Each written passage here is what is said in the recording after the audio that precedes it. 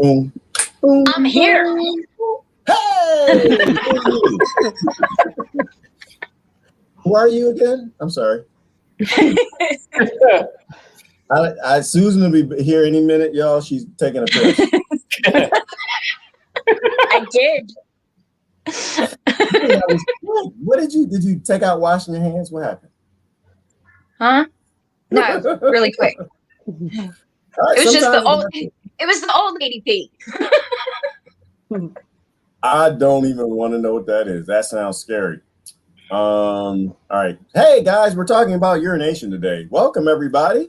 Are we doing it? What are we doing today? Urination or turtle sex? I forgot which one. We're gonna do knowledge, I hope.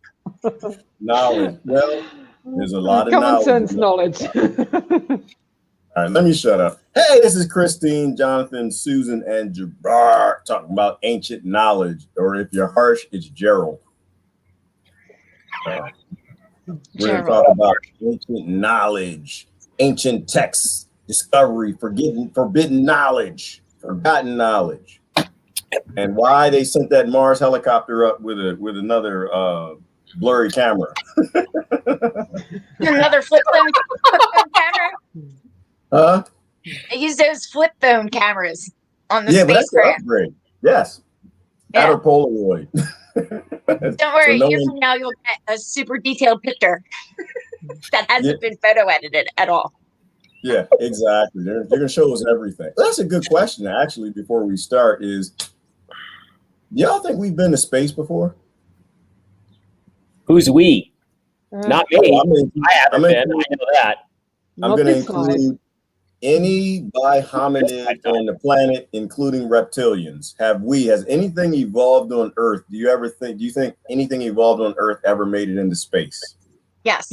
Yes, for sure. We come from space, for sure. Yeah. Well, that's a cop-out. Panspermia. That's a cop-out. So you're saying, because bacteria can come here on asteroids.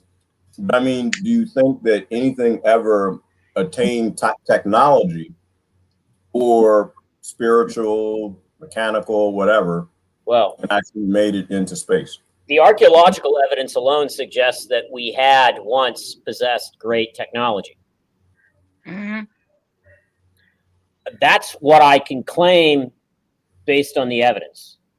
What that was, how it was acquired, who possessed it, for what purposes, those are all speculations. But the technology was there. It existed at a time. And the evidence is the buildings that are left, the structures that are left, because they could not have been done without advanced technology. Oh, did you see that one? So there's that Mayan drawing where he looks like he's in a spacecraft. It looks just like what a dude sits in a spacecraft looks like. Do you know what I'm talking about, right? Yeah. Mm-hmm. I'll pull it up. And then there's those I don't know what they're called. Christine, you might know, but in India where they have and they carve like little spaceships in the air. Yeah. And you have the same thing in Babylonia, Assyria, with the god Ahura Mazda inside of a disc with wings in the sky. The Bahamas. Yeah. Oh yeah, and I told you already in another live stream, in the time of Ramayana, they had supersonic airplanes, supersonic. So they go from in 1 second to another city.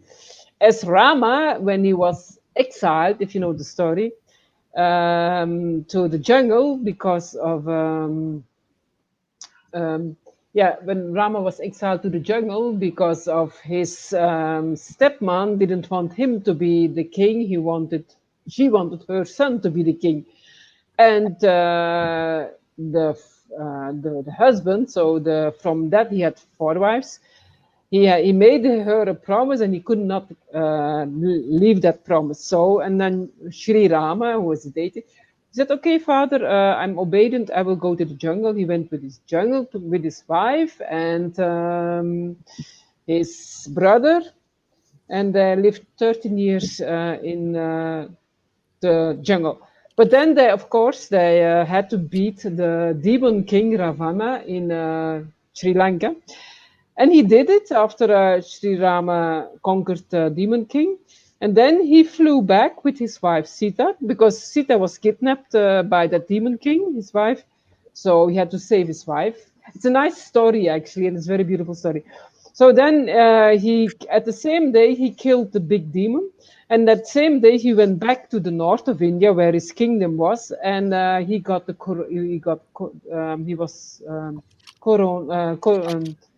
king. I mean, put the crown on. Crowned How you king. say? Yeah, yes, crown to king.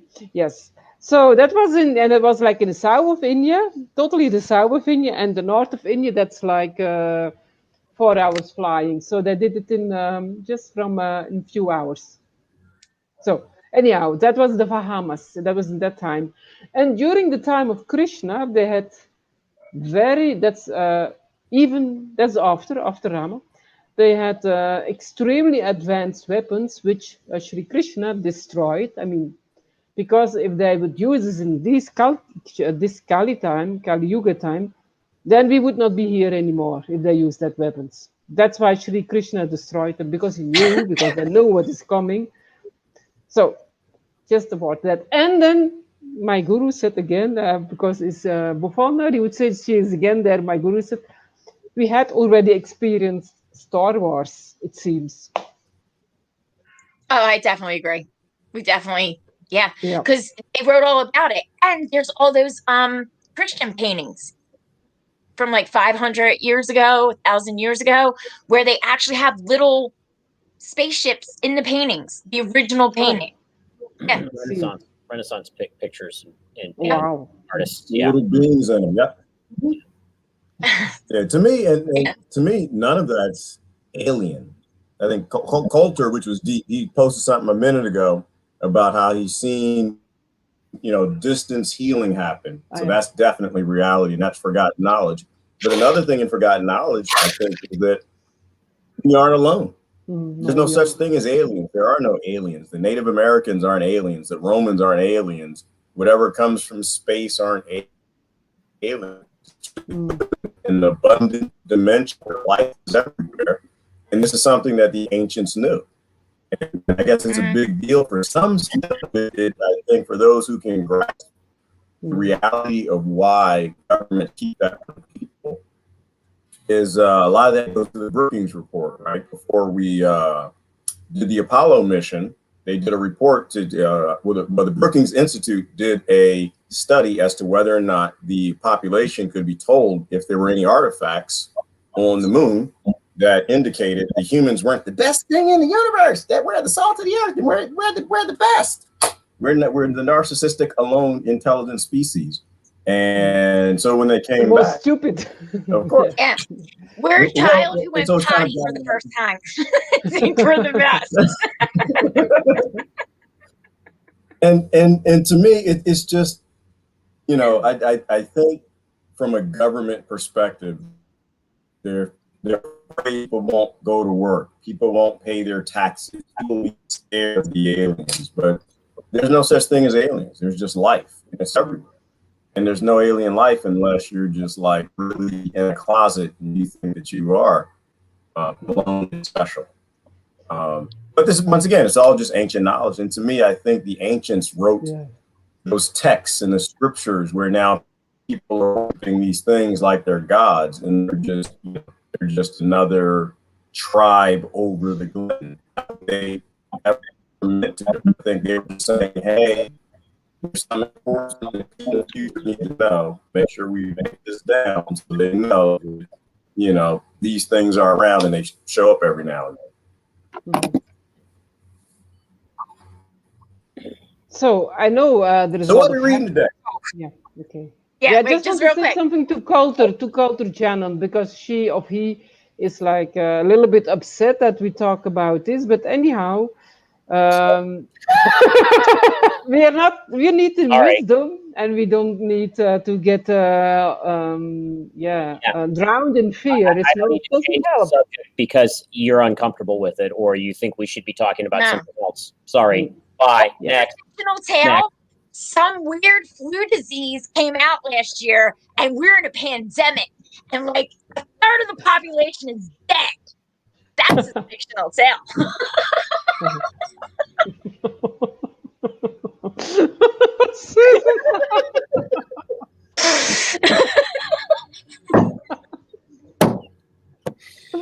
It's the truth. If you think you're a pandemic, go to Home Depot. You'll see you're not. Did you just say that? Yes, I did. I had enough. Just say that. Okay. This You bet. this Yeah. this All tyranny right. and oppression's lit a fire under my butt. I don't know what I was back in the day before this life cycle. I know I didn't sit around and get bossed around. Yeah. I'm just having a moment. Do y'all remember back when she was like this little quiet person and she would barely post anything and she was scared to get on camera and she was very quiet and timid? Is anybody noticing? She took the jab. Yeah, I'm not really Like, I've been you're not even the DNA same altered. Okay. Yeah, everyone's talking about how the donuts are shedding. The donuters are shedding and spreading, and that's fun.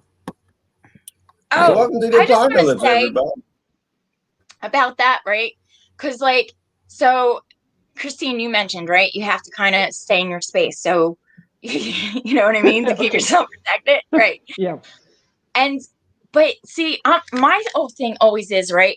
Like, if you don't like what these people are doing, then you can't do it yourself, because then that's just stupid. It's just hypocritical. Like, you can do it, but I can't. I can do it, but you can't. You know what I mean? So, like there's a lot of people I know that I work with that got vaccinated, and like anytime they touch, I told you, anytime they touch anything, right away in my brain, I'm like, DNA, they're leaving DNA everywhere. You know what I mean? It freaks me out. But I don't want to be those people that are like, get away from me, ew. Because that's what they did that's what vaxxers are doing to anti-vaxxers. So whatever you want to call them, whatever names we got for each other and labels we got for each other. Yeah, you need to but clean you know up what I your mean? speech, So woman. you can't do the same thing. Yeah. You don't Anyhow, need yeah, fear doesn't help. Anyhow, whether your family is dying, you know, my family is dying too. I don't care because they choose for that reality. What can I do? If they like to jump off this cliff, then they could jump off the cliff. I'm not going to jump with them. I'm detached. I'm going with my Vibe family. Yeah, no, Yes. I agree with that. But what I'm saying is, like, okay, there's some people at work that, like I said, got the vaccine, the donut. And so I kind of like get freaked out. Like, I don't really want to be around them. They're really nice people, and I don't want to treat them any differently out of fear, because then this is all defeating the purpose, and I'm trying not to be a matrix hypocrite anymore. So what do you do? Mm-hmm. Well, it's impossible to not be a hypocrite in the Hello, matrix. people. Mr. Face.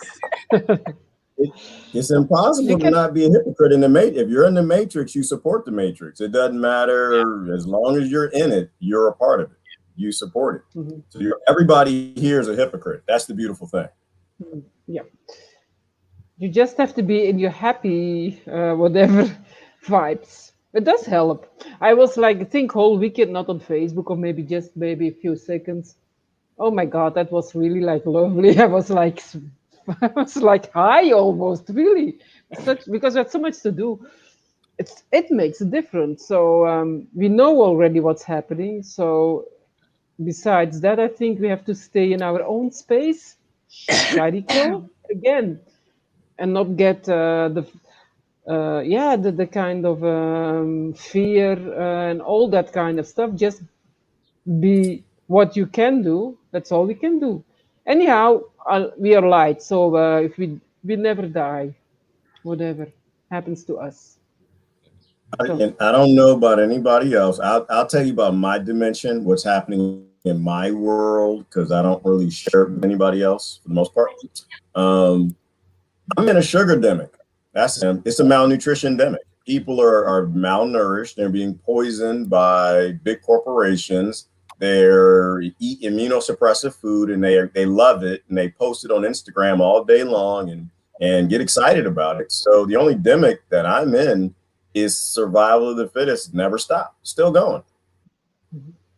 And as long as it's churning along, if people can't figure out, that they got to eat human food to have a human immune system, there's nothing I can do to help them. So that's the reality they want to live in. They want to relive in a reality where they can defy nature, but yet stay in nature. And that I can't be bothered by that, and I can't get really upset with it. Do I think people are shedding things and giving me things? Not anything my body can't handle. I don't know about your body. I can tell you this: my body ain't having it. And that's the reality that I resonate. So it doesn't really matter to me what people do in their own little, worlds. I mean, I'm not stupid. I'm not going to go to a big coliseum with everybody who got that sticker. I've been cured. I'm pretty sure I can deal with that, but I'm not going to go to a big coliseum full of those people. This is an experiment, and I'm not at war with nature. I'm fine with whatever nature decides. If nature decides it needs to send some fungus my way to give me a bacterial fungal infection or something and die, good to go. I lived a great life. I'm not worried about that. But I'm not going to turn against my neighbor or anybody else and utilize, principles of force to make them do something because I'm scared of nature. No, I'm just going to live my life. I'm not I don't know what the whole people everybody's in a demic, and everybody can enjoy their demic, but I'm not in the thing that you fry with demic. That I've never seen it. It's on television, but it's not in my reality. I haven't seen it. Me neither. I'm stuck in this realm demic.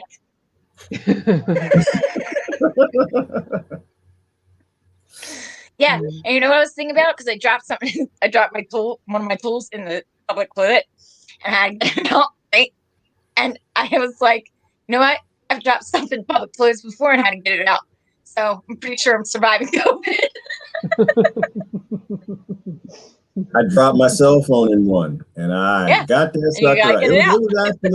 It was a 2-second decision. Like, it wasn't like a clean public restroom neither. It was somewhere you don't want to be. And it dropped in, and for 2 seconds I was thinking like, that's dirty, and then something said that's $900. It was time to go fishing. I'll survive it.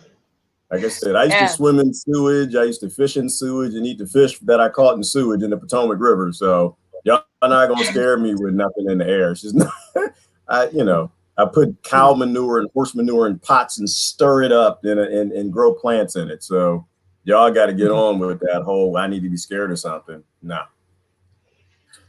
All right, are we gonna get into some ancient knowledge? What, Jonathan? Our generation used to drink out of the garden hose when we were playing. Me too. Yeah. Me too. Yes, it was delicious. It was flavored with hot rubber. Nothing better. Yeah.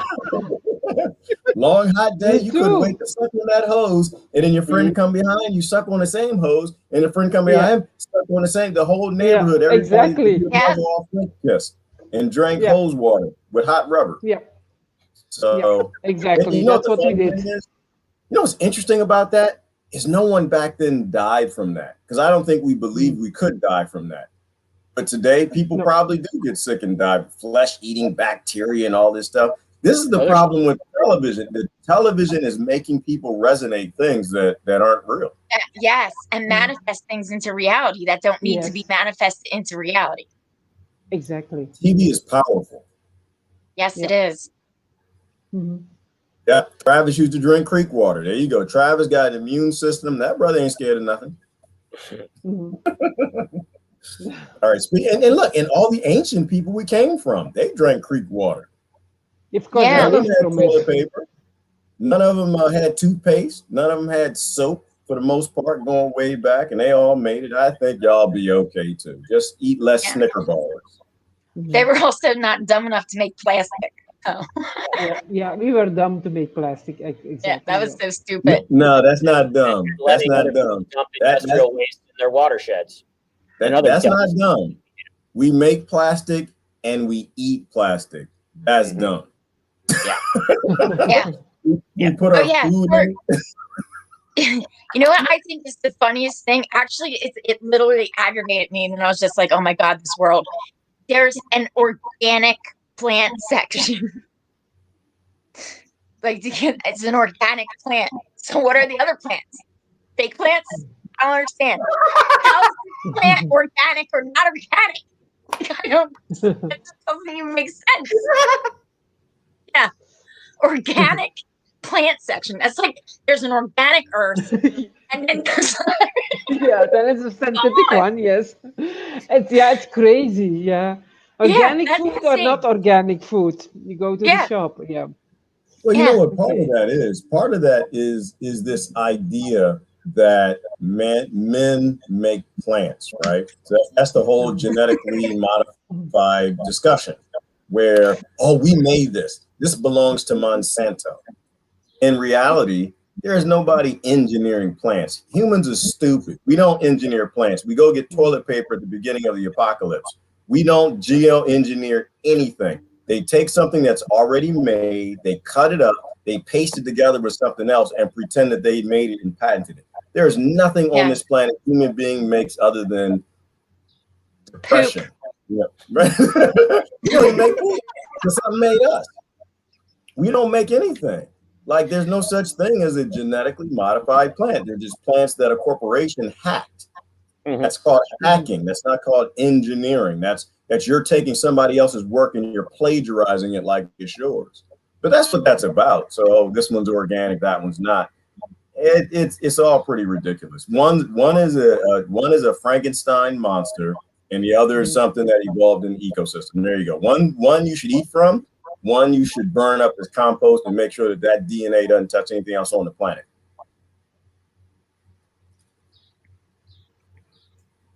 Ooh, look at what Walt said.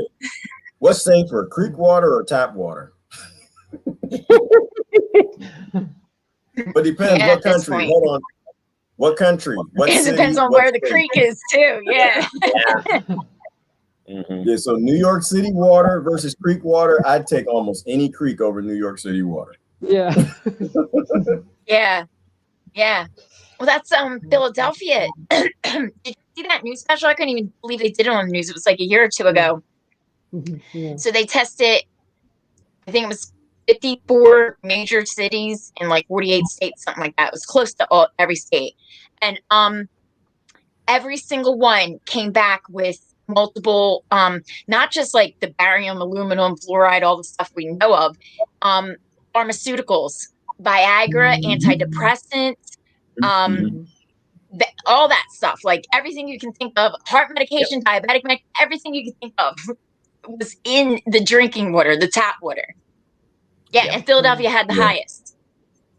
Yeah. Is that crazy? And the reason, well, yeah, no, it's not crazy to me. My neighbor's it's a freaking drug crazy. Addict. Stop accepting this damn matrix.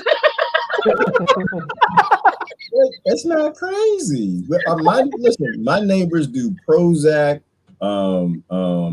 Viagra, Xanax, Lipitor. They're not only do they're drug addicts, but they also want to share with me. That stuff is expensive. So they piss it out. The water company doesn't filter it out because nothing on the planet wants to eat anything that comes out of human beings that they got from the pharmaceutical industry. And so it comes back in your water in a cocktail. It's like a smoothie, Susan. It's not crazy. Yeah. You'll never have Catch a them on the right day, you feel a little buzz. What's that? I said on the right day, you might get a little buzz. There you go. There you go. You have a cardiovascular, erection, non-headache, and you won't cough all at the same time. Yeah. Speaking of ancient knowledge, did you guys see that the ancient Indians, they had pipes? They created pipes thousands of years ago for fresh drinking water. Imagine that. They would filter creek water through pipe systems thousands of years ago. And here we are still today, trying to figure out whether or not we should be putting water through lead pipes. The ancient Minoan civilization on Crete also had indoor plumbing. So there were probably many, many ancient civilizations that had it. And I just shared that article about the Mayans and how they had Yeah. reservoirs and Yeah. like a plumbing system in order to filter the water. Yes. Yeah. Yep. Everything we've done has already been done before. Yeah, we don't create anything. I think we just keep rediscovering what the ancients did, and We just make it take cheaper in China. Use stone from where they were. Yeah, and we talk about how China steals things. Like, yeah, they made massive concrete pipes. They had metal pipes. The Romans had aquifers. And it was fresh drinking water, certainly fresher than what we got. But also they use it for irrigation. And like, here's a whole big thing of the little plumbing parts that they use, the pipe work. But yeah, I want to find the ancient one, but I don't see it. Anywho, want to do some reading? Yeah. You guys are up for that? Yes. Yeah, sure. I was just reading this comment. It's awesome. Yeah, it was also Yes. Yeah, if he wants to be in the dark side, he can choose to be there in the scary, dark. In a slingshot. It's an army of 1 billion nukes. Start the revolution. Start the revolution. Do you know the song? I love that singer. Who is she? He's got a strong series. Who was that? The beautiful singer, the African singer. Start the revolution. Very nice song. But I'm not going to start the revolution. I'm happy. Happy in my space. I know. Okay. All right. We did. Are we good? Are we ready for some of this? Okay. So just to refresh our memories, the author Grace Cook is describing a vivid lucid dream she has, but also recalling past lives, and specifically past lives that she had in ancient native civilization. So let me just backtrack like one paragraph. It's a short paragraph, and then I'll read it again, and that'll get us kind of on track again. Does that work? That works. Good. Okay. All right. We learned to look up into the sky and trace the movement of the clouds and see the forms of the spirits of the air. We looked for the pictures which formed in the clouds and learnt lessons from the changing scene. The chief explained to us how the wise men could work with the nature spirits and bring rain to the parched earth. In fact, we young ones watched our elders do this. We were taught to look at the animals and birds, trees and bushes and flowers, and even the very stones, and see the great spirit in them. And so we loved them and would do nothing to harm them. We were taught that the air and water were as brothers to us, because without them, life could not continue on the earth, nor could we live without the light and warmth of the sun. And the earth was our mother. These elements were part of our very life, part of ourselves. The fruits and berries and even the roots of certain plants, which were used for food, could not grow without the life-giving power of the sun and the elements. And so we were taught to worship the life-givers, the earth, air, fire, and water. I remember how we used to sit in a circle or a wheel with the imaginary 4 arms of a cross. And in the center of the cross, the wood fire burnt very brightly. We learned that when the flame ignited, the wood, the sunlight imprisoned in the wood, was released for the many needs of human life.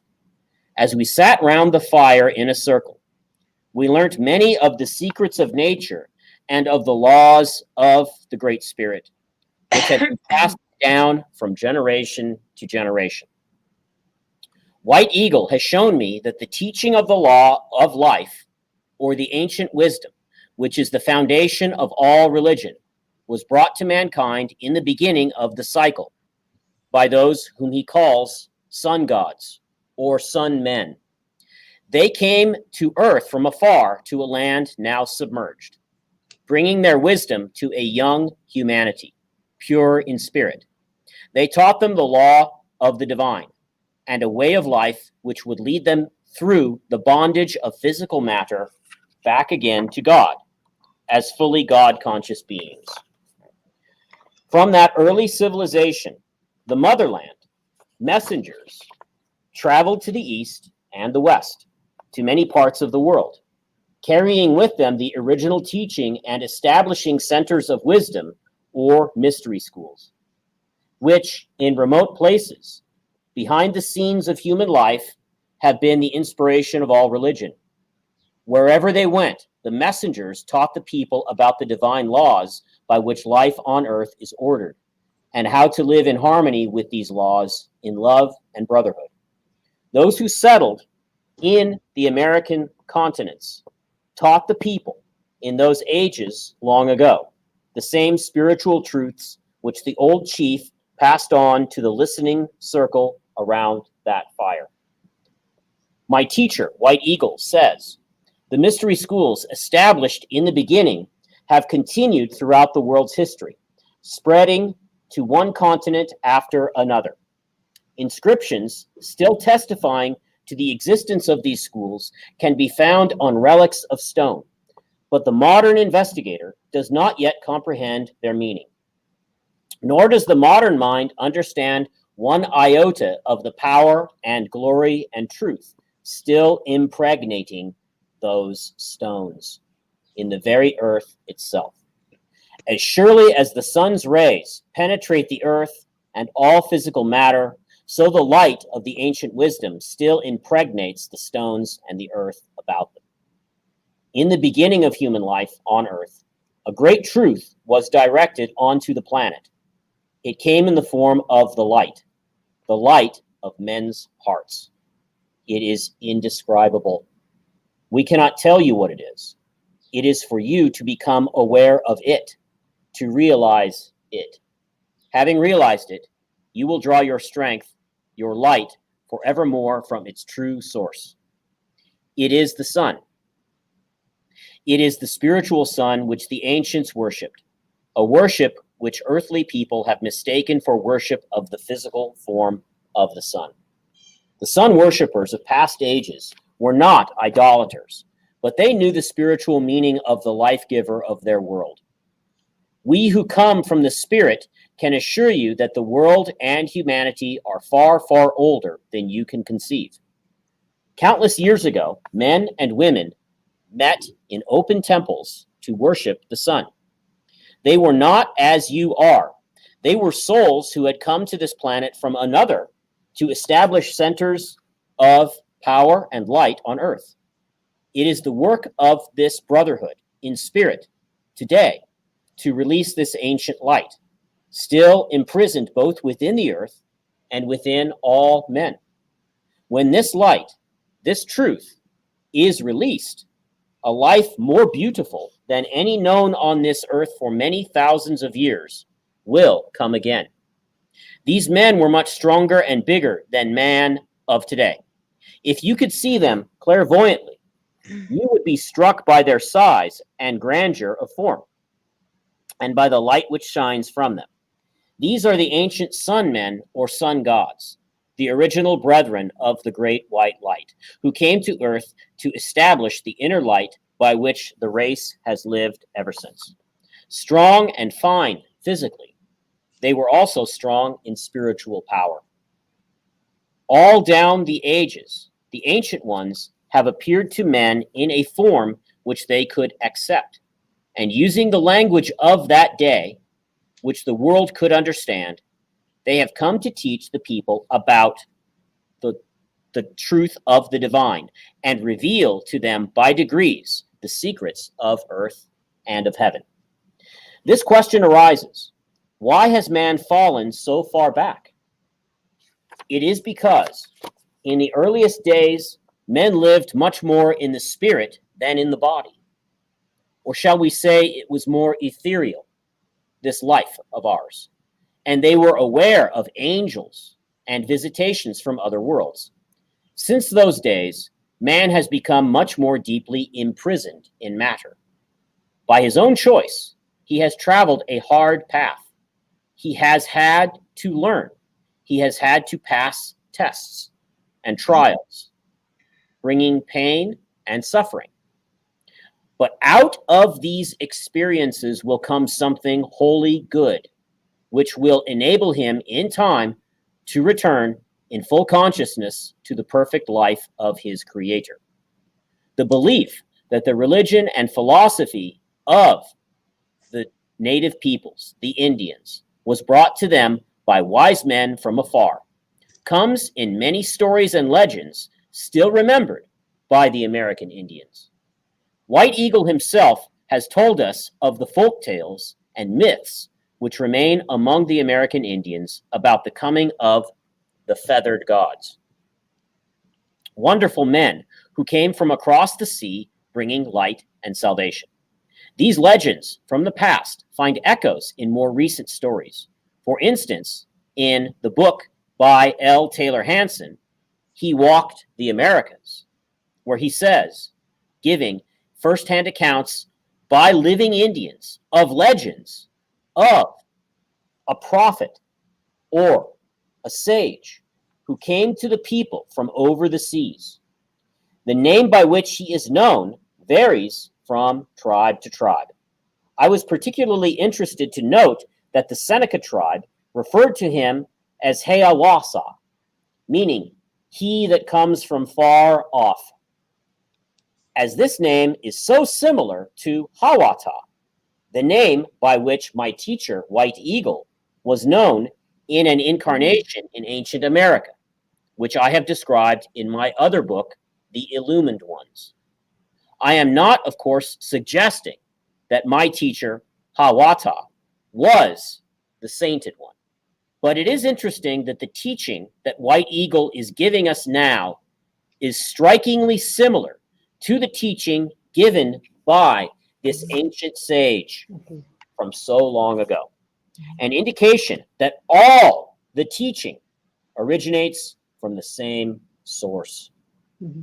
In the book, He Walked the Americas, the descriptions of this sage, this sainted one, and of his spiritual abilities vary but little from legend to legend. Again and again, he is described as beautiful, radiant, with fair complexion, fair hair, blue eyes, and he wore a white robe beautifully embroidered round the edges with the symbol of the cross. He gave the Indians many proofs of his magic, and by Are healing. you talking about Jesus? Yeah, I think so. But what I think, can you stop a Buddha, little? Quetzalcoatl. Yeah. Can you stop a little bit because Sure. that I remember that he will that person who wrote that, of she or he, who, it's like all those the light sun gods are the deities. It reminds me of the Indian, I mean, like in the book of the book, which one was the initiation. They're also the sun gods. Actually, they're the same gods. And then in India, they call them different, but they always sent messengers from go back to that spiritual life in different ways. Like they sent Muhammad, they sent Jesus, they sent every nation. Buddha. Buddha got the way the saint or the sage people, the saint people, or the deity that could talk in the language of that culture. So we are more familiar with Jesus because we understand him. The Native Americans have white buffalo women. Who brought a lot of sacred knowledge, or other ones. The Muslims had Muhammad. The Japan or China or India also Buddha. No, Buddha comes from India, but they have all the different deities and they have the same knowledge. And I think that Jesus came in many different forms to different nations. I think. I mean, that's my feeling. Or whatever. Or the other gurus also in another way, because they have to adapt to the culture. I mean, But that's my reflection. Just like TV, right? Everyone's got their own TV station to confirm your bias. They're mostly political parties to confirm your bias. And they always have their little saint they send with them.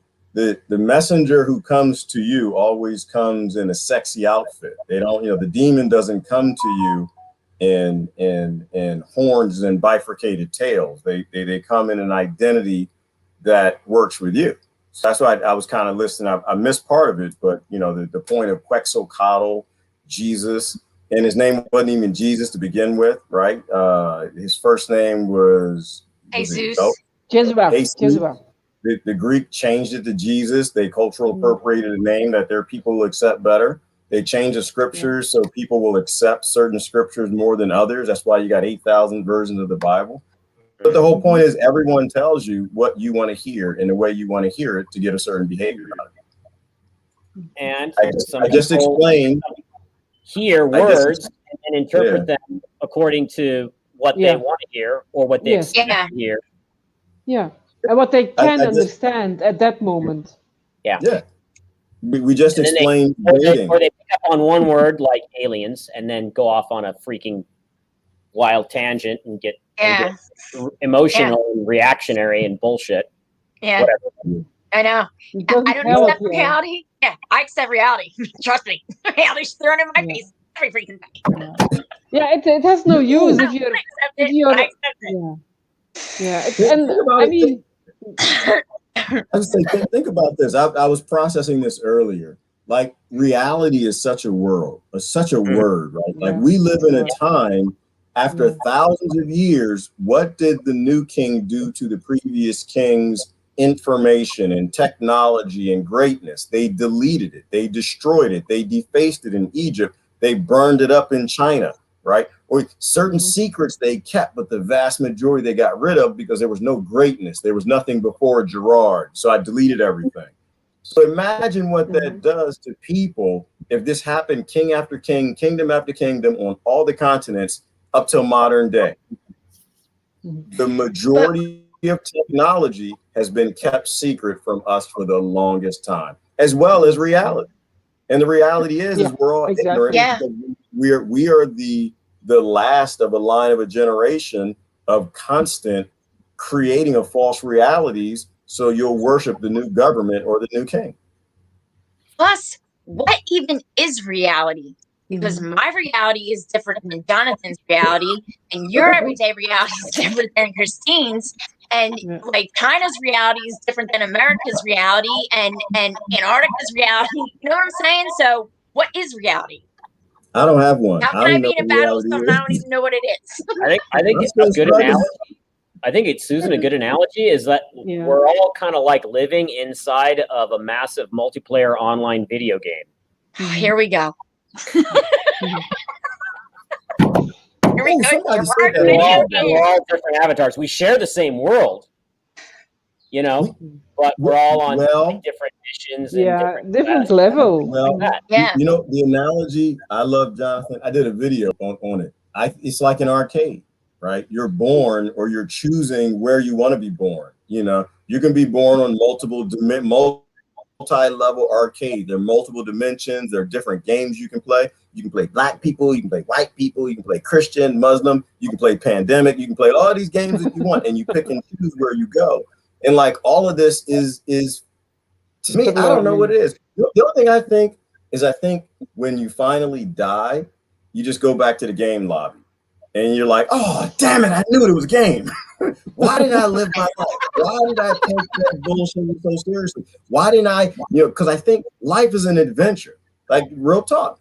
People are like calling me crazy now. Like, you're crazy. You're going to go out and live in the middle of nowhere where nobody's at and no houses, no power, no government to love you and take care of you, no Bill Gates to cure you. Nothing. I'm like, hell yeah, I am. Because life is an adventure. You don't actually die. You're not here to be an indentured servant, a birth indentured servant to the few for free labor. Because they print the money, so your labor is free. Everybody is they print the money and they take 25% of it back. They do. And then they make you pay for the things that you created. Like this is a false reality. So what is real? I have no idea what is real. What I do know is as long as I'm here, I'm not going to live like a slave like I have my entire life. I'm going to go start doing the things I want to do. I'm going to live adventures and live like this is some sort of a false reality, because when it's all over, you can't take none of this with you. You can't, you don't have a bank account in the next dimension or heaven or whatever it is. You can't take anything. You're here to have an experience. You put the quarter in the damn game, enjoy the game. It's a lesson. That's what it is. Yeah, and you have to rise above it. And I mean, if you like the fear game, then you'll be in fear. I'm not the one who wants to be in fear. If people stay in fear, that's their choice. Don't drag us in your fear. I'm responsible for my life, most of it, and you are responsible for your life. And we can make good choices together, or you can make bad choices. It's good when we make all together good choices, which makes everybody happy and joyful. But most people don't do it, and so we have a few who want to make good choices, and many don't like to be responsible for themselves and take choices where they'll be too much dependent on society. And but we know it now, so we have to leave it now anyhow. And just real quick, for the people who chose to come as a troll avatar, we're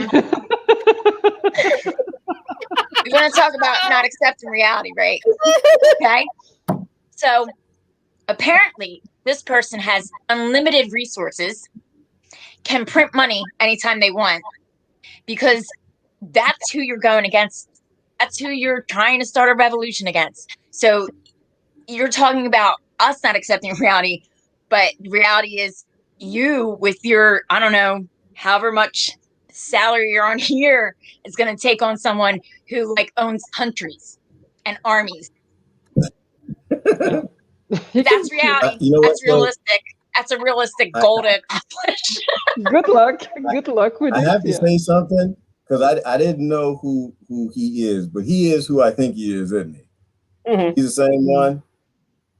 Oh, God. Not that one? Oh, okay. I know. He is Olivia. Is he Olivia? He's Olivia? Okay, He's Olivia. In another reality. Give him credit. Mark, John, Paul. Yeah, must be him. Give him credit. He's consistent. He is persistent. And I have no idea how many damn profiles he has. I give him credit for that. And he's got a lot of time to waste, apparently. I don't care. Yeah. And he likes a lot of time to waste. So I want to confirm. I want to confirm what you were saying, Susan, and that is the reality of where we are, right? You're not going to fight the system from within the system, right? If you need their money, you need their land, you need your neighbors to not turn against you because these billionaires print $100 billion in some biscuits and to give it to them to turn you in. You're not going to defy that. You can't defy people who literally think they own the planet, and most everybody on the planet wants what they print. That's the weird part about living today is if that's Coulter, if that's Olivia, Thor, aka my nemesis. Anytime from Sweden, listen, a nice socialistic you know what they country. could do? Just for fun, you know what they could do? They could say, you know what? Let's take Gerard and let's do a quick study and find out how much money it will take for him to build an off-grid facility to store food and grow food for, I don't know, 100,000 people. And let's see if he'll take that and turn Olivia in. And I'm gonna tell you, I'd love to tell you, brother, that I'm not gonna turn you in. Yeah. I want to tell you that I'm not going to sell humanity. Out. He'll take it for the team, right? He'll sacrifice himself for the team. He's all about saving humanity. Hey, if his life saves the world. Look, you know, we'll write a Bible about you. Yep. And people are dying. People are dying. So what are you going to do, Coulter Gemman? What are you going to do? People die every day. Yeah. I want to die just now. To me, it's a perfect system because it means that all we have is each other. That's all we have.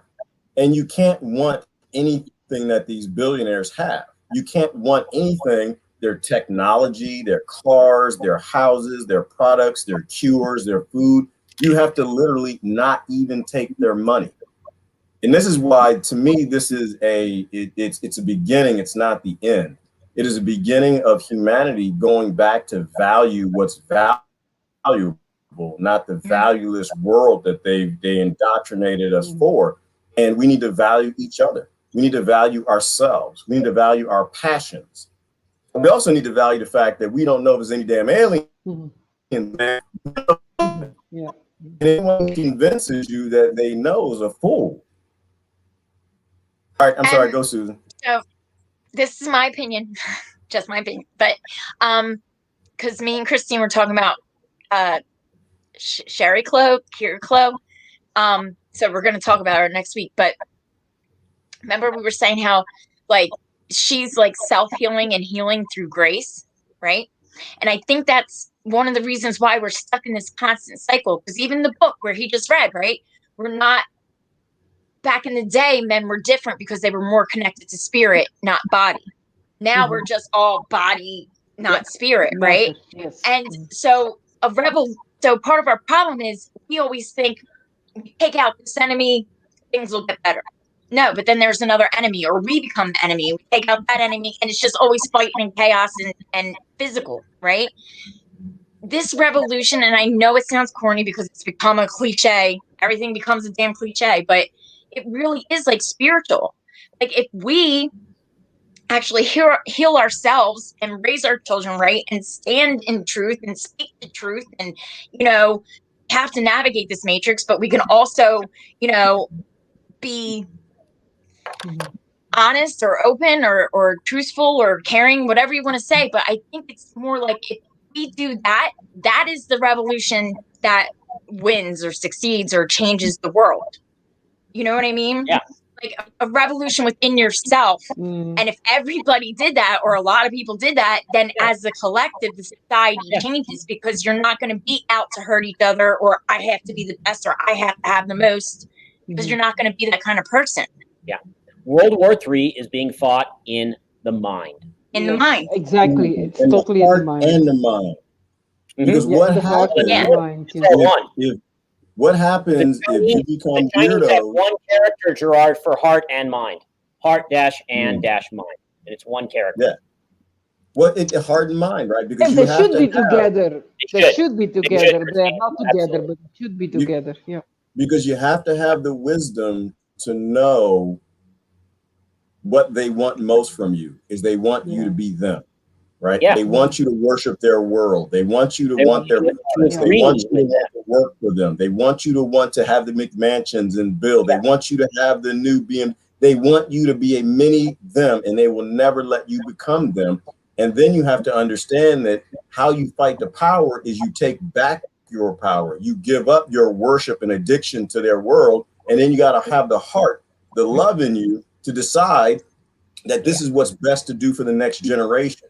That maybe your kids, maybe you actually love them, and maybe you would do anything for them. And maybe you decide that you don't want them to be slaves to billionaires in debt and enslaved worse than what we are. Heart and mind, and become a minimalist, become a weirdo, give up all the bull crap that they have in their world temporarily. I mean, don't get me wrong. I like hot showers. We'll go back to that at some point. But you have to give up their world, because what they require for you to stay in their world is not worth it. And that's part of why I'm getting the hell out of Pennsylvania, because they've already told me that in order to stay in my society, you have to have things injected in you, and I have to change your DNA. And you can go to hell, because I'm not going to do that. That's never going to happen. If that's what it takes to shop at your grocery store, you can take your grocery store full of chemical poisons and shove it up your butt. What's the turtles? The only way I'm letting anything alter my DNA is when the sun gods come down here from space or another realm and say, hey, this is how we're going to get you to another realm. That's the only way. They're altering my DNA. Other than that, nope. No, I'll take my chances. Better hope they're not the reptilians. Because reptilians, they're shapeshifters, Olivia. I didn't know, Olivia, you know that? The Coulter, the reptilians, they shapeshifters. You know what? Oh, Oh, plot twist. Coulter is a Reptilians are reptilian. good. He's a reptilian. He's just here to pretend that they don't exist. You know, the saying when I was in Reptilians are church, smarter. yeah. You know, they used to say Satan's greatest trick was proving to the world that he doesn't exist. What if Coulter's greatest trick to the world is trying to prove to everybody that reptilians? What if he could be a shapeshifter? That would be perfect. That would be so perfect. Gerard, did you pay attention to the part where they said giants? They were describing giants. Yes, giants. I was just thinking. No. And you know, in English, but also, No, John, can we reboot?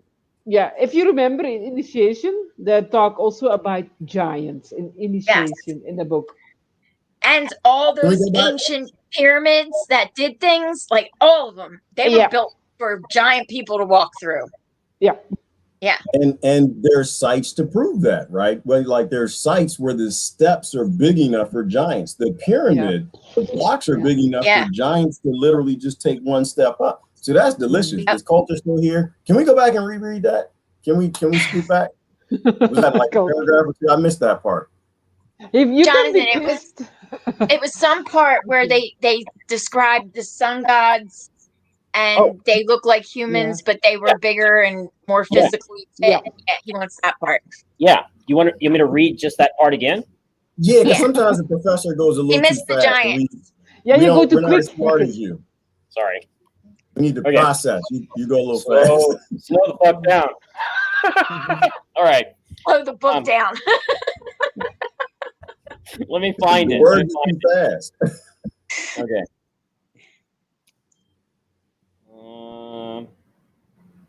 Yeah, here we go. In the beginning of human life on Earth, a great truth was directed onto the planet. It came in the form of the light of men's hearts. It is indescribable. We cannot tell you what it is. It is for you to become aware of it, to realize it. Having realized it, you will draw your strength, your light, forevermore from its true source. It is the sun. It is the spiritual sun which the ancients worshipped, a worship which earthly people have mistaken for worship of the physical form of the sun. These sun worshippers of past ages that came to us were not idolaters, but they knew the spiritual meaning of the life giver of their world. We who come from the Spirit can assure you that the world and humanity are far, far older than you can conceive. Countless years ago, men and women met in open temples to worship the sun. They were not as you are. They were souls who had come to this planet from another to establish centers and schools of power and light on earth. It is the work of the brotherhood in spirit today to release this ancient light, still imprisoned both within the earth and within the hearts and minds of all men. When this light, this truth is released, a life more beautiful than any known on this earth for many thousands of years will come again. These men were much stronger and bigger than man of today. If you could see them clairvoyantly, you would be struck by their size and grandeur of form, and by the light which shines from them. These are the ancient sun men or sun gods, the original brethren of the great light, who came to earth to establish the inner light by which the race has lived ever since. Strong and fine physically, they were also strong in spiritual power. All down the ages, the ancient ones have appeared to men in a form which they could accept, and using the language of the day, which the world could understand, they have come to teach the people about God's truth and reveal to them by degrees the secrets of both earth and heaven. The question arises, why has this happened? Why has man fallen back so far? It is because in the earliest days, men lived much more in the spirit than in the body. Or shall we say it was a more ethereal way of life. And they were aware of angels and visitants from other worlds. Since those days, No, I'm sorry. There's just a lot there. Yeah, there's a Yeah, lot, I know. It is, yeah. It is a lot. Yeah, I like this. Very, very nice, So, very beautiful. Mhm. so they were spiritual. Mhm. Right. Yeah, Uh, uh, It, uh, they were I called think messengers. yes, but they were also etherical, more like transparent, I think, because I, yeah, like a civilization which is more transparent from look. I mean, like very transparent because they were not as deep in the matter as we are. I mean, somewhere you described it too, isn't that? So, one book is mere speculation, right? One story is mere speculation. Does what Grace Cook is saying here, does it agree? Are there other sources independent of it that corroborate what it is that she is suggesting here? Yes. Yes. right. Yeah, because you read the light imprisoned within the earth Yes. and within Yeah. men. Yeah. And yeah, the halls of Amenti, emerald tablets of Thoth, Tablets. the fire within the earth. Yes. Tesla even.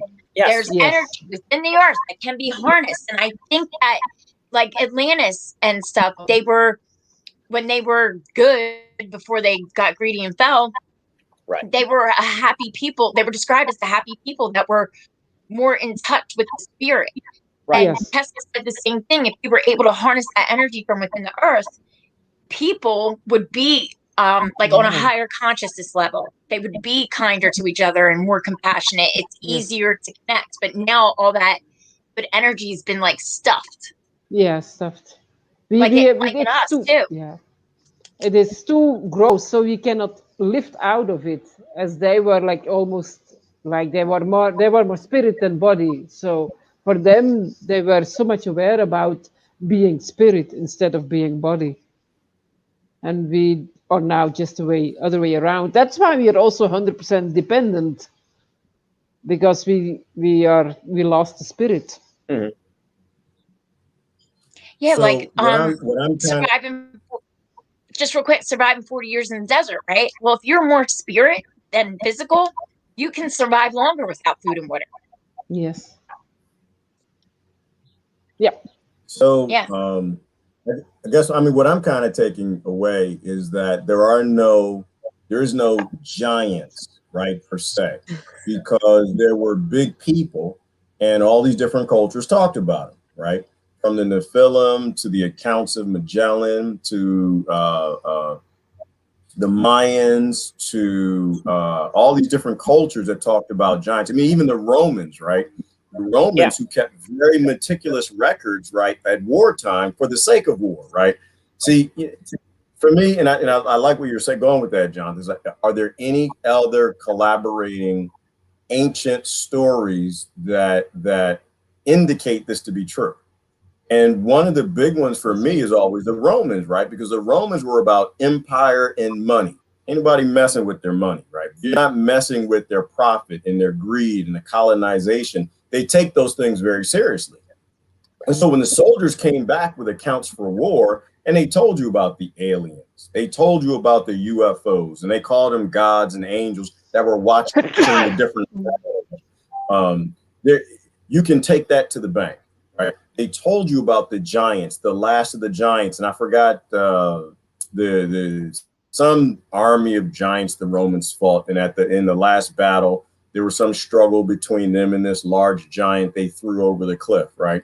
So if you go back in history, there were probably all different types of species and types of giants, whether they be spiritually positive or negative or light or dark, angel or demon, whatever you want to call them. They're just big people. Yeah. And to me, I like the science side of it. Is if you evolved on a planet where the gravity were different, or the amount of oxygen and carbon dioxide were different, things would be bigger. And we just get lost in like dragonflies in ancient times. Dragonflies used to be 6 feet long. Spiders used to be 5 feet, right? The largest turtles used to be the size of tanks, right? So it's very Wow. easy to see that you could have another bihominid on this planet or another that is as that size. Gigantic snakes, right? Bigfoot, Gigantopithecus, all these things were real. And so to me, none of it's fantastic. I just hear ancient people writing texts about the big people, and some of them were nefarious and some weren't. Yeah. And I just want to say, despite Greta's expertise on climate change, there was actually more carbon in the air like 12,000 years ago than there is now. So things are greener and bigger. Don't you dare speak about Greta in negative tongue. That woman is in trouble. I think that's a you can't go there, right? That's a you can't go there space online. Is that one of the things we're not allowed to say? What, Greta? About a petulant child?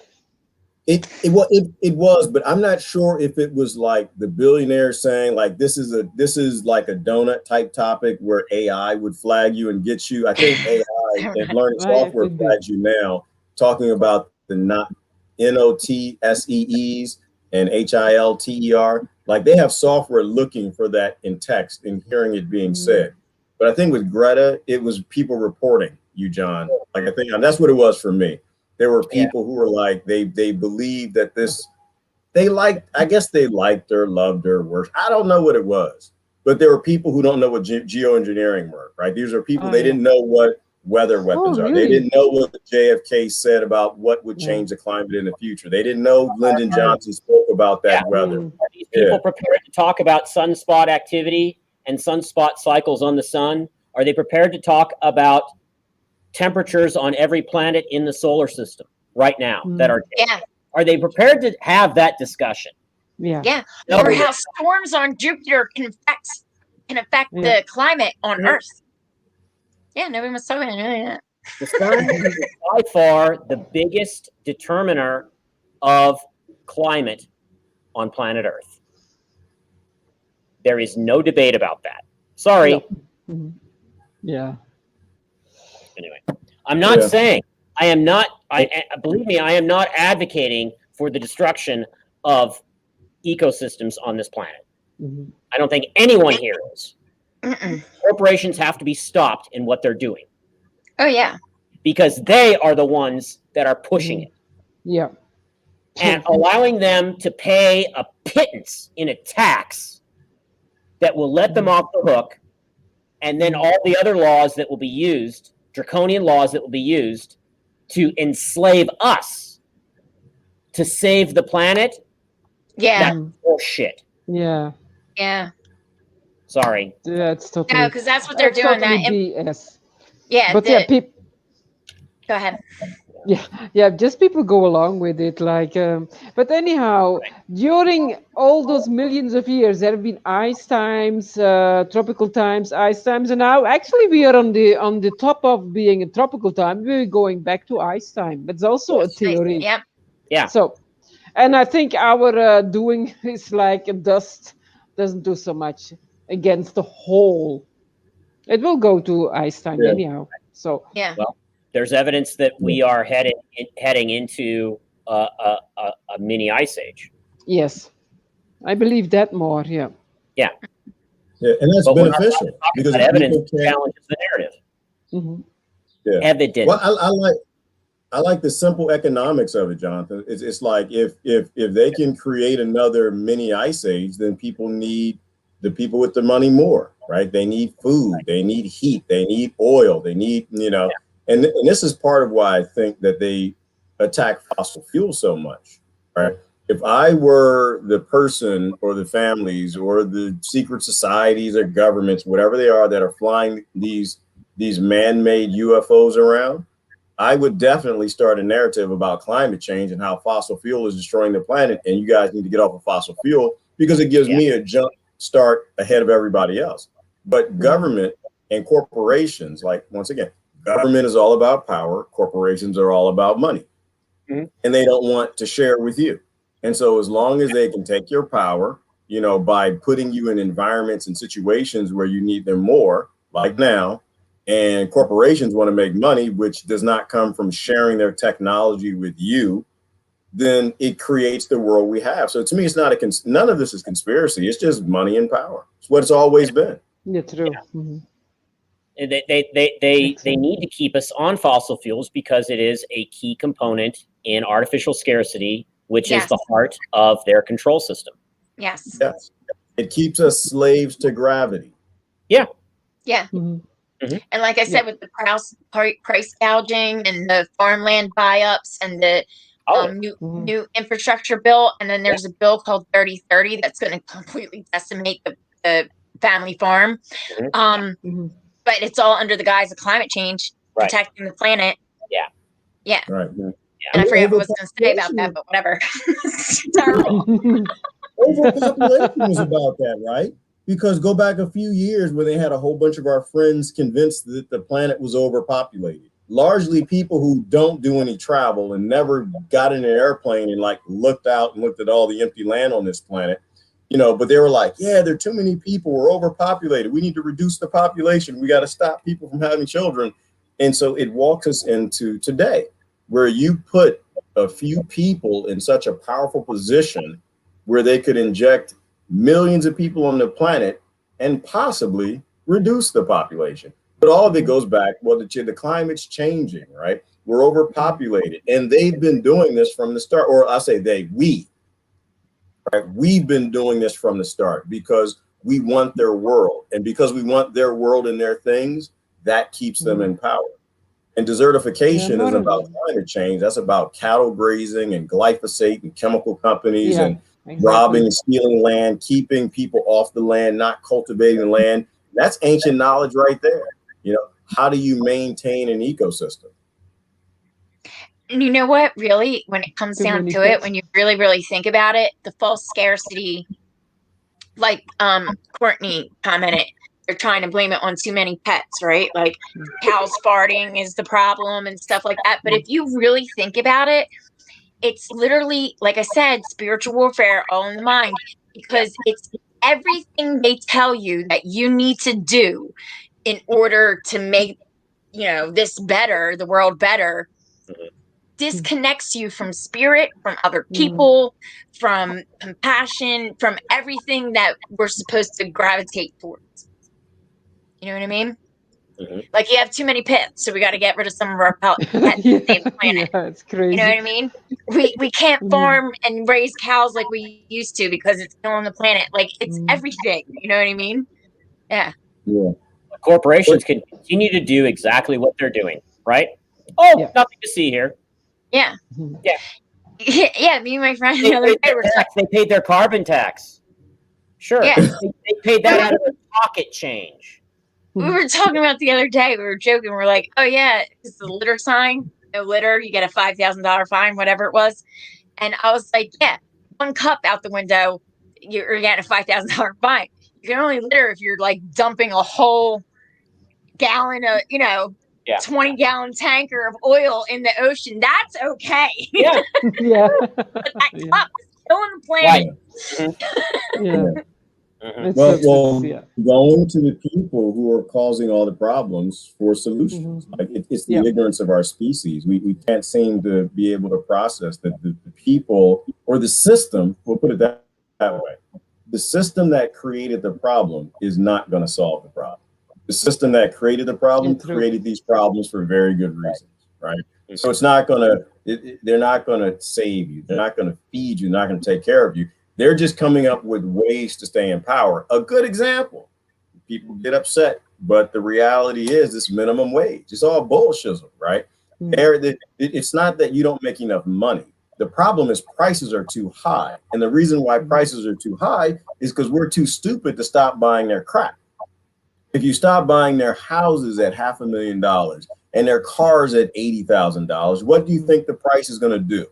It's going to fall, right? We are victims of our ignorance. They came up with the minimum wage, well, in South Africa. I won't go through the details of why they did that, but what it's being utilized for right now is to make sure their world doesn't collapse. They want to make sure that the billionaires stay in power. And the only way that happens is they got to continue to increase profit. And the only way they can do that is if they find a way to get us stupid people to keep buying their crap. And they don't want to pay us anymore, but they will to make sure that their families stay on top and their children get their inheritance, and we stay slaves to them, and our kids stay slaves to their kids. Mm-hmm. Yeah, and that's right. And that's what I mean. Like, so, I mean, we've been in a cycle of being lied to and subjugated and oppressed and you know, deceived for thousands of years. Like, we talk about breaking generational trauma. And even for a long time, I kept thinking of it as like my parents, my grandparents. But yeah, it's thousands of years of generational trauma, really, you know? And that's why I was saying, like, so like, this is what someone used to say to me. You spent 5 years messing up your life. You're not going to fix it in a year. You're not going to fix it in a day. You took 5 years to mess it up. You're going to take 5 years to fix it. You know what I mean? Or make it better, you know? Yeah. And so we've been deceived for thousands of years. Yes. Sorry to be a Debbie Downer, but it's going to take thousands of years to turn it back around and heal it. You know what I mean? Right. And, but that's what I'm saying. We can make the decision to start that now. One generation has to. Somebody eventually has to make the decision to be like, we're going to change it, you know?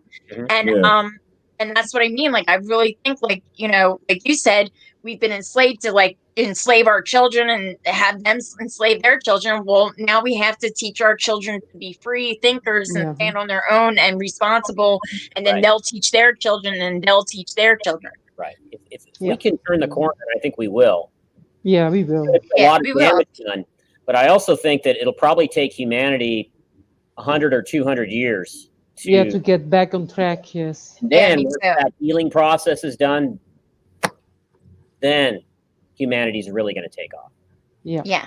Well, here's a cool thing, and almost never do I disagree with y'all, but I can't wait to disagree with you on this one. I love to. So a couple of things. I totally agree on one point. Okay. So is it clear now? Yes. Right. So what I totally agree. So turning the corner, right? So if it took 200 years to break it, it doesn't necessarily take 200 years to fix, but the joy is in making up your mind to fix it, right? We can make up our minds to stop being little bastards and hypocrites overnight. That can happen in a day. The entire human race can decide that we're going to stop destroying the ecosystem. And that's a beautiful day. You don't have to think about, well, it's going to take 200 years to fix. Just, you know, I find joy in the fact that, you know what, we were going the wrong direction. Things were getting darker.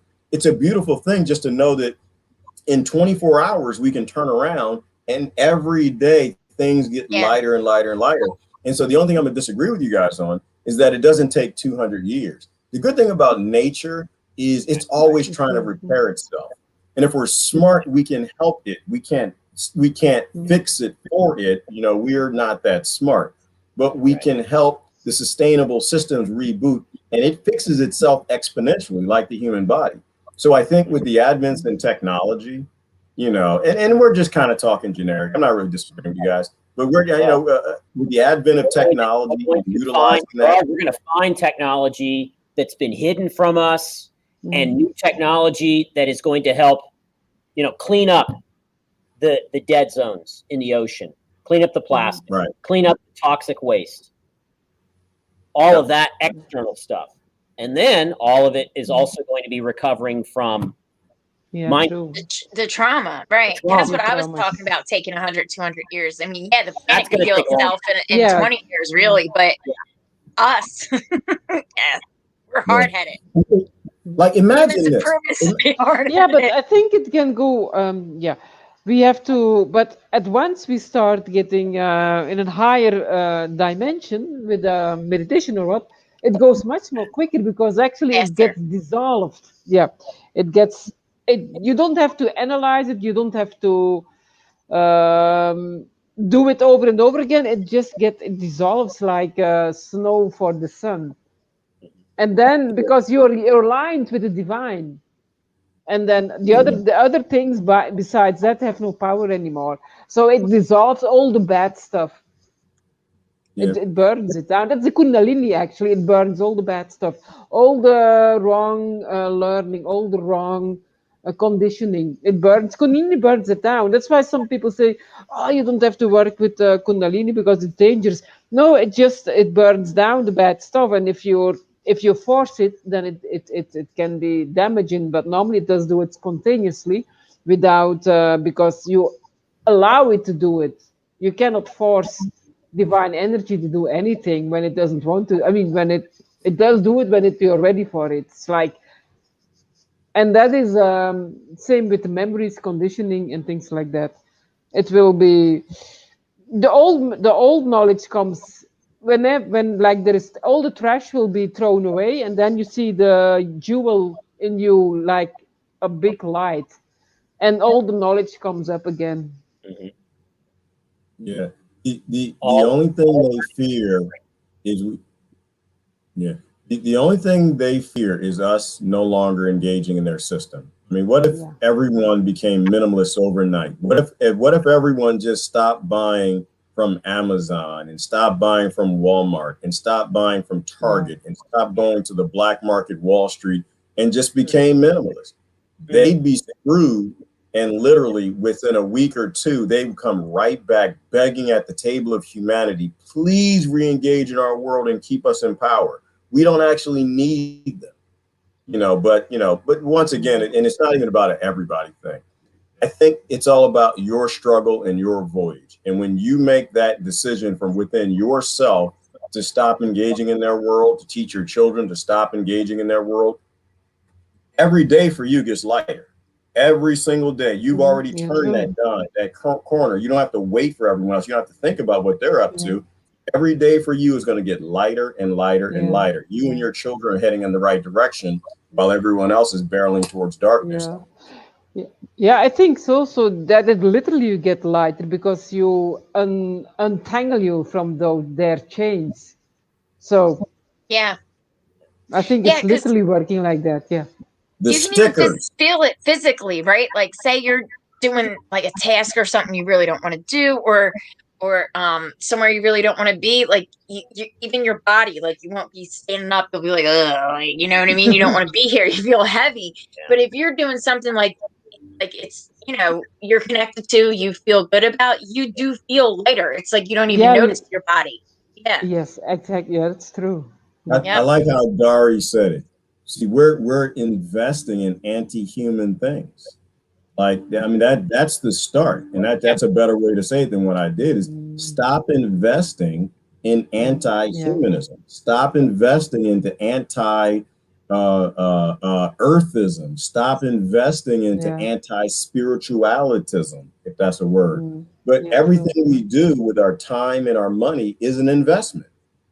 We're investing in fear, we're investing in making things worse, and we're investing in darkness, or we're investing in what we should, which should be light if we are truly light beings.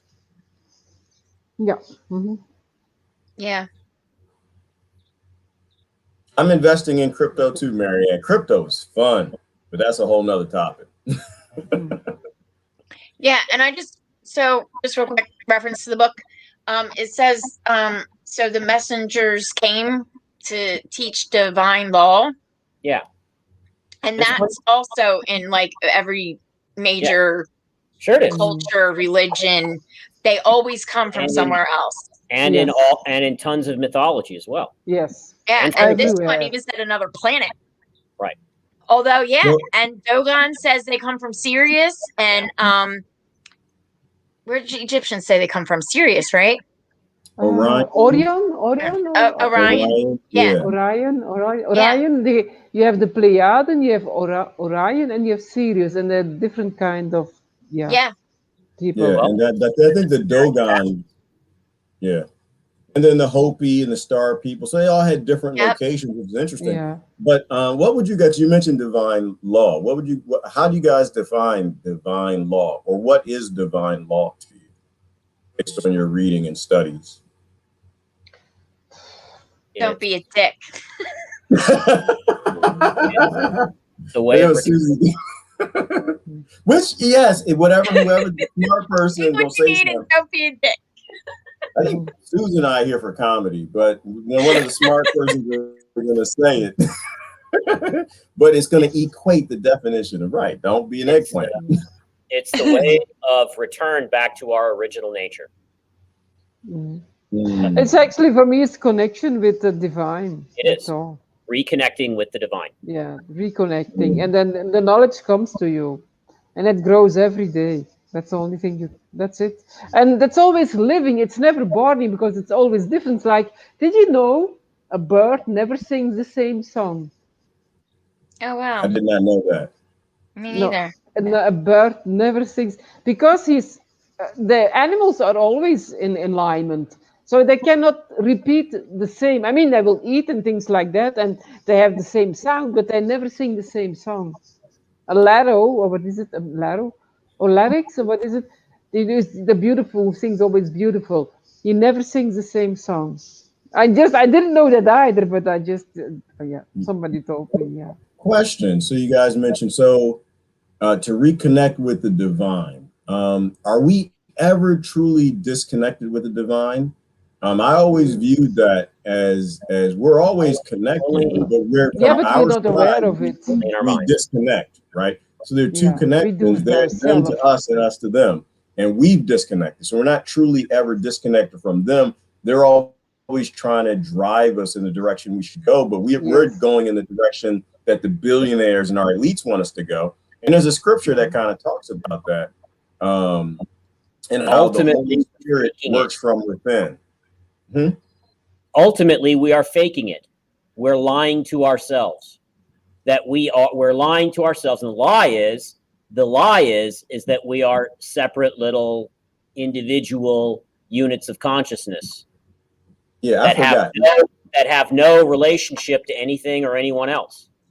Yeah, speaking of lying to ourselves, we are one. Yeah. We are connected, and there is no way to break that connection. speaking of lying to ourselves, We're lying to ourselves. yeah. Speaking of that, I left some cookies in the oven. Hold on. Enjoy your cookies. Yeah. Okay.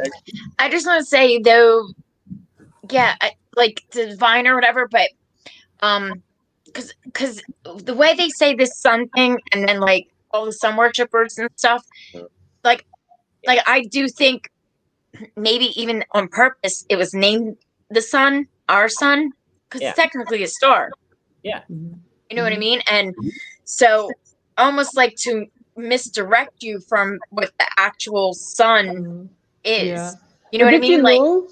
Like know? the main light, the divine Yeah, light that all divine light. things come from. Yeah. Did you know that in the Vedas they call Jesus or Jeshua Shri Surya, and Shri Surya is the sun? Oh, really? Yeah. Right. Well, Mhm. you know, But we're all you technically can make sun, right? connections between all these Interesting, avatars yeah. and sun cults, solar cults, sun gods, the dying god that dies and is reborn. It's the same. It's the same legend, the same story over and over again. And it's about this. It's about self transformation. Yeah. That's The really Can I ego say has to something? die. Can I say something? Yeah. So lying to ourselves. I'm Yeah. lying to myself right now, right? This is not food, okay? You see what this is? This is a comorbidity. This is going to get me killed, right? But like Jonathan said, because I'm giving this the layman's deaf translation for the regular people instead of the smart people, that I am transformed because I don't lie to myself and say that this is food. I know this isn't food. And I stop raising my kids to think that this is food. This is poison, and it's drenched with poison. And if you eat too much of this, the common cold and fungus and bacteria can kill you. So I take joy in the fact that I'm slowly being transformed by a lot of the beautiful people I'm meeting in the world and the internet, and educating me and understanding. I don't lie to my kids anymore. I tell them that this is poison. Don't eat this. I eat it because I'm stupid. Don't I look stupid putting something? A mouth is for food. Okay, that's where you're supposed to put food. This is not food. So I appreciate you said that, and it made me think about that. But we have to be honest with ourselves. I knew what I was saying earlier, Susan. We're all hypocrites. We're in the matrix. As long as we're in the matrix, we're all hypocrites because we're engaging in the system. Our goal should probably be to engage with the matrix less and less and less and less. Yes. Research for yourself That is big. what it wants you to do and do less of that. But not eating this cookie is not one of them damn things. Right now, this cookie about to get ate because I just ate a banana. So there you go. Well, all right. So we mentioned Divine Law or whatever, and I forgot which book it's in, but I said like the first law of the universe, like the law for the universe to exist is balance, right? Because if you have too much of one thing and not enough of the other, it's going to lead to collapse. It's going to lead to destruction, right? Yeah. It's kind of like where we're at in society too. And even ourselves, right? You can get away with eating a couple cookies, but if you eat cookies and junk food all the time, it's going to get you. So it's always about balance. You know what I mean? Like if you feed the dark too much, you're going to be depressed and a jerk. And if you feed the light too much, you're not going to be real within yourself. You know what I mean? You have to acknowledge that dark side. You have to. Can't be, you know, I think in order to achieve the light, you have to kind of acknowledge the dark part. Accept it. Acknowledge. Acknowledge and accept them. That okay, this is part of me. I'm not going to try to beat it. And understand that exists because we have lessons to learn. Right. And that you cannot have dark without light or light without dark. It's actually, I believe it's more like challenging us. Are we still dare to choose the our path, or are we tempted to go there or tempted to go there? Whatever. And we can do that. It's free. We have free will. Yes. But then we don't have to complain. But we have to. Enlightenment can't exist without the possibility of error. Yeah. Without the possibility of making a mistake. Yeah. It can't exist without a choice. No, and if you have people, and if you have people of light, of like extreme light on the planet, then you have to have people of extreme dark on the planet. Yeah. Like it's just the way it is in order to keep balance. Yeah, and I think at this time of the evolution, there are very, very high beings on the world. I mean, you don't see them maybe, but also very, very dark. The two opposites. They're now like, it's up or under fight. Like, okay, who's gonna win? I mean, yeah, I think it's more like that. Yeah. All right, let's start to wrap this bag of snakes up. Okay. Yeah. Anybody want to offer some sort of a summary? Don't be a dick.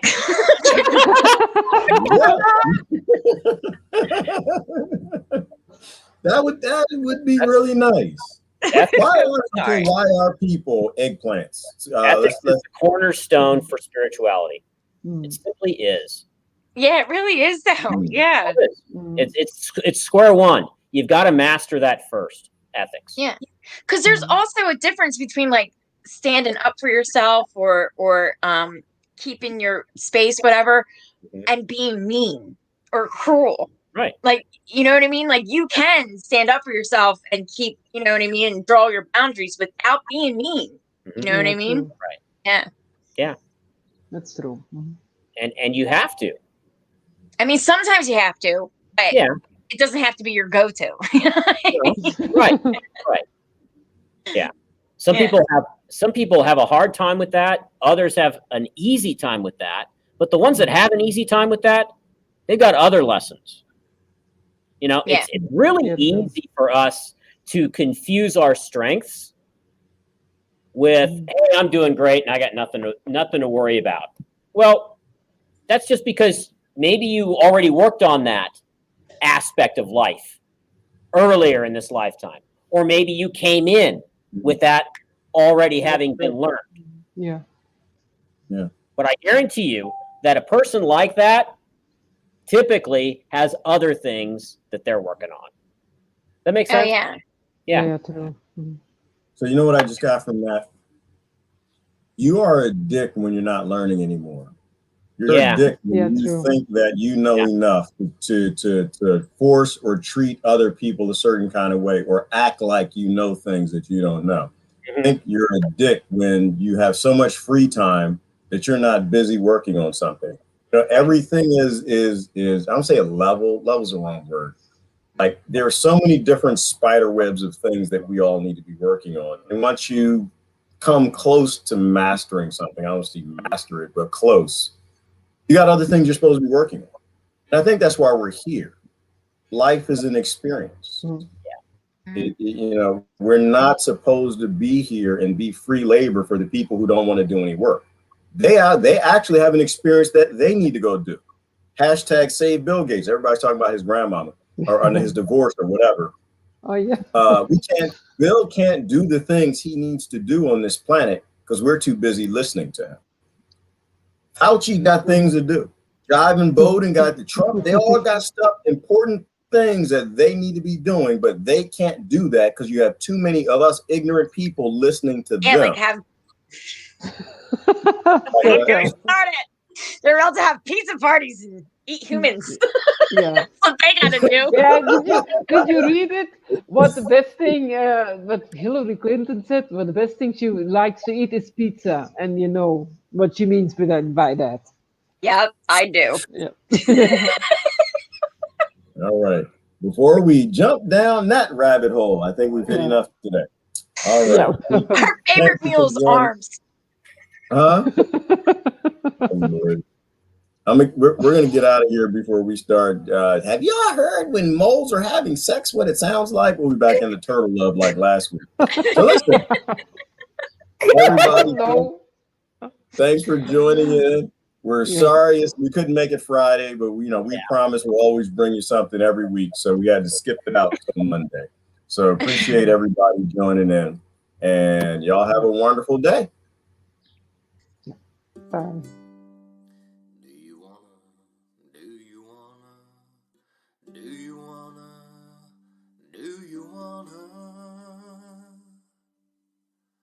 Break the chains that bind me, 'cause I wanna break the chains that bind you. Do you wanna set the world free, have perfect harmony? Isn't it time for that? Do you wanna free, boom, boom, boom, free the people? Do you wanna free, boom, boom, boom, free the people from the bottom to the top? Make modern slavery stop. Do you wanna let go of the prisoners? See everyone happy. We can have this and more if we open up the doors. Well, what do you think about that? Do you wanna free, boom, boom, free the people? Do you wanna free, boom, boom, boom, free the people and Mother Nature too? Close down all the zoos. Do you wanna boom, boom, boom, boom, boom? Do you wanna boom, boom, boom, boom, boom? Do you wanna free,